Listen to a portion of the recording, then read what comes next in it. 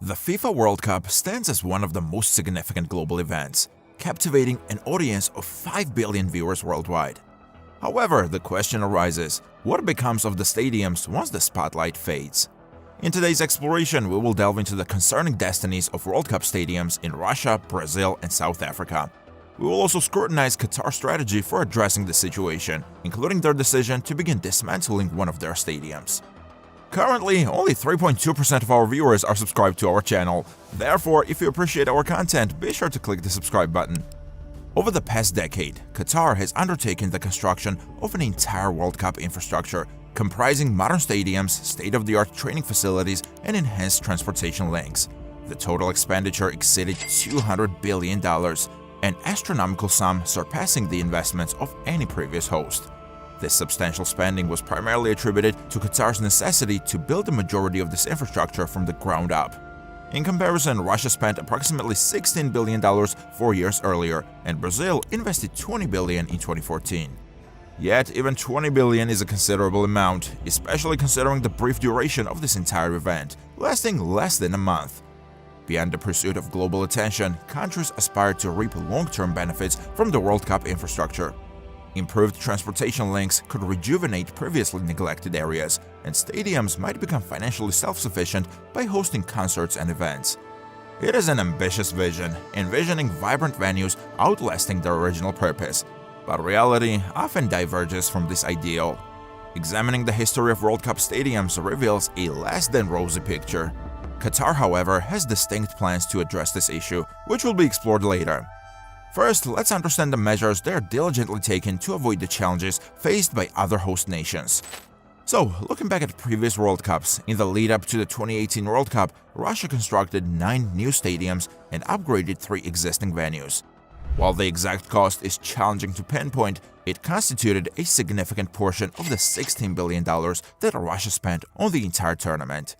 Once the World Cup concluded, Russia opted to lease their stadiums to domestic football teams, a seemingly logical decision given their purpose for hosting matches and the expectation that ticket sales would contribute to covering operational expenses. However, this strategy proved unsuccessful. Russian football teams lacked substantial support, and most struggled to sell even half of the tickets for matches. For instance, at the Fisht Olympic Stadium in Sochi, the local team attracted an average of 6,000 fans, barely reaching 15% of the stadium's total capacity. These low attendance figures made it challenging to meet operational costs, resulting in the stadiums becoming financial burdens, with taxpayers left to bear the financial burden. Criticized as white elephants, expensive, purposeless, and cumbersome, these stadiums faced various challenges. A year after the World Cup, the Kaliningrad Stadium encountered issues as it began sinking into a swamp, necessitating an almost $1 million expense to salvage it. From a financial standpoint, allowing the Kaliningrad Stadium to collapse might have made more sense. Out of Russia's 9 new stadiums, only one, the Kazan Arena, has found success in its post-World Cup life.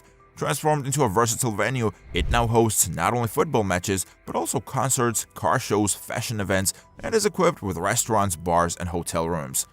Perhaps the key to long-term success lies in the transformation of stadiums into entirely new multifunctional spaces. However, did the fate of World Cup stadiums mirror that of Russia in other countries? 40 years prior to Russia, Brazil hosted the World Cup, and the narrative surrounding stadiums bears similarities. Many of the stadiums are utilized by domestic teams, and despite Brazil's fervent football culture, they face a common challenge of having stadiums that are too large to fill. A poignant illustration is the Arena de Amazonia in the remote city of Manaus, designed for a capacity of 40,000 people. Yet the local team attracts crowds no larger than 1,000. Consequently, it is hemorrhaging money at an alarming rate, exceeding $200,000 per month. In a desperate attempt to cover costs, another World Cup stadium, the Estadio Nacional, has been repurposed as a bus shelter, while the Arena das Dunas is attempting to generate income by hosting weddings and children's parties. The situation becomes even more disheartening when considering that some of these stadiums only hosted 4 World Cup matches. Was all of this investment justified for just 6 hours of football? Brazilian taxpayers seem to disagree, with a quarter of the country living in poverty, expressing a preference for their taxes to be allocated elsewhere. In 2015, Brazilian reporter Jose Cruz succinctly summarized, quote, "I don't see any World Cup legacy to Brazil except the debts we have inherited." 4 years before Russia, South Africa hosted the World Cup, and the fate of its stadiums is somewhat more favorable compared to those in Russia and Brazil. The Moses Mabhida Stadium in Durban has successfully transitioned into a multi-purpose venue, hosting various events and music concerts.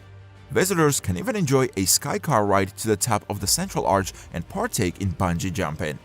However, not all of South Africa's stadiums share this success. The Cape Town Stadium, boasting 65,000 seats, has never turned a profit, sparking discussions about its potential demolition, indicating that the sustainability of World Cup stadiums remains a looming concern. Qatar is determined to learn from the mistakes of previous World Cups, particularly as their bid faced significant controversy. Nearly 30 FIFA officials had to step down due to evidence of corruption and bribery. The situation worsened in 2013 when Amnesty International reported severe exploitation of migrant workers, with many being underpaid or not paid at all, forced to work in hazardous conditions. An investigative report by The Guardian in 2021 estimated that over 6,000 workers had died in Qatar since the World Cup bid. This controversy has significantly tarnished the country's global reputation, but one aspect that has received minimal criticism is their approach to dealing with World Cup stadiums post-tournament. So, what are Qatar's plans for the World Cup stadiums? With 8 colossal stadiums in a country as small as Qatar, the sheer scale seems impractical. To put it into perspective, Qatar is home to 400,000 Qatari citizens, while the stadiums have a combined capacity of 420,000. In comparison, Russia, with a population of 140 million, and Brazil, with 220 million, face challenges filling their World Cup stadiums. Qatar acknowledges this reality and doesn't intend to fill the stadiums conventionally. Instead, they aspire to transform them. The 2 largest stadiums, Lusail and Al Bayt, will undergo substantial transformations into modern multi-purpose venues. At Lusail Stadium, a significant number of seats will be removed to make room for shops, cafes, a school, a health clinic, and possibly even some apartments. Similarly, Al Bayt will be converted into a 5-star hotel, a shopping mall, and a hospital. In both cases, the playing field will remain at the core of the facilities, primarily used for community events rather than professional football matches. 3 more stadiums, Ahmad bin Ali, Al Janoub, and Al Thumama, will continue to be used for football matches, but their capacities will be drastically reduced. In all 3 instances, the seating capacity will be cut from 45,000 to 20,000 by removing temporary seating. This comprehensive plan reflects Qatar's commitment to repurpose these iconic structures for the benefit of the local community and the country at large, addressing the pitfalls witnessed in previous World Cup host nations. This approach was also employed in Russia, where temporary stands were added to the end of the Yekaterinburg Central Stadium. Qatar plans to donate these temporary seating structures to other countries seeking to enhance their sporting infrastructure. The downsized 20,000-seat stadiums might face challenges in reaching capacity, particularly as the Qatari Football League sometimes draws crowds as small as a couple of hundred people. However, Qatar introduces a groundbreaking concept with Stadium 974, the most innovative solution in this strategy. The stadium is entirely temporary, the first of its kind in World Cup history. Constructed using 974 recycled shipping containers, it can be fully dismantled and reconstructed elsewhere. This marks a pioneering approach to sporting infrastructure, offering a potential model for future World Cups.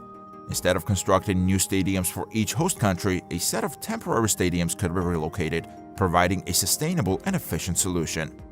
Qatar also plans to leverage its World Cup infrastructure for future events, mirroring Brazil's approach in 2016 when they hosted the Summer Olympics, utilizing 5 former World Cup stadiums. In 2024, Qatar is set to host the Asian Cup, an international football tournament for teams in Asia and Oceania.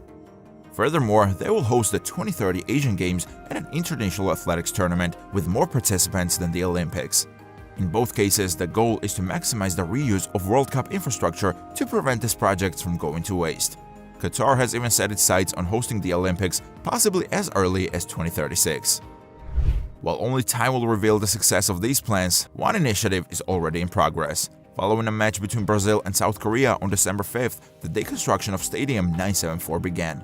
There are rumors that the dismantled pieces of the stadium will be shipped to Uruguay, who aspires to host the 2030 World Cup. What are your thoughts on mobile stadiums like Stadium 974 as a concept for future World Cups? Share your opinions in the comments below. If you found this video enjoyable, please leave a like, subscribe to Megalogs, and thank you for watching. We look forward to seeing you in the next video.